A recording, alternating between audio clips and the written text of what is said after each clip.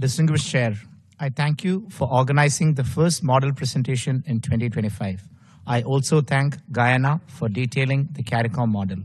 India aligns itself with the statement delivered by Japan on behalf of G4 and St. Vincent and Grenadines on behalf of L69.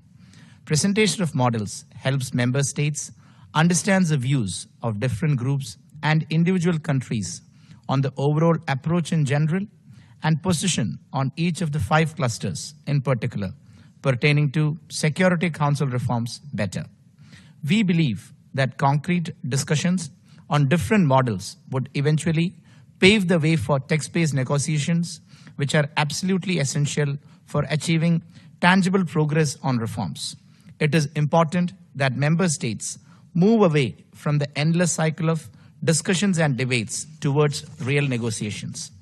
India fully supports CARICOM's position that both the permanent and non-permanent categories of the Council should be expanded.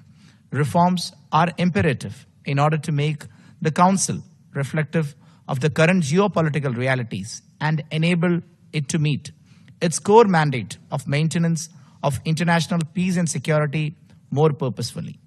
Towards these ends, expansion of the Council in the non-permanent category only would perpetuate the current imbalances and historic injustices.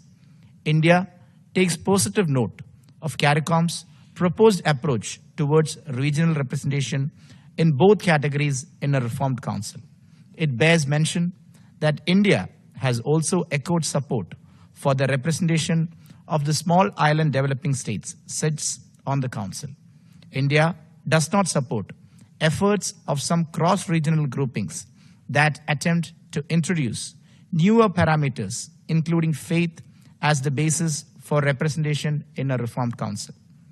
India and CARICOM share the view that there should be no distinction between current and future permanent members of the Council as regards the question of veto. CARICOM's recommendation to bring in more transparency and inclusivity in the Council is particularly noteworthy. In conclusion, India would like to reiterate the following points.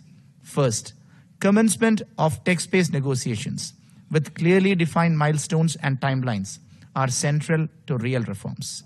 Second, opposing text-based negotiations risks impeding meaningful progress and perpetuating a status quo that benefits a limited number of countries while constraining broader and inclusive reforms.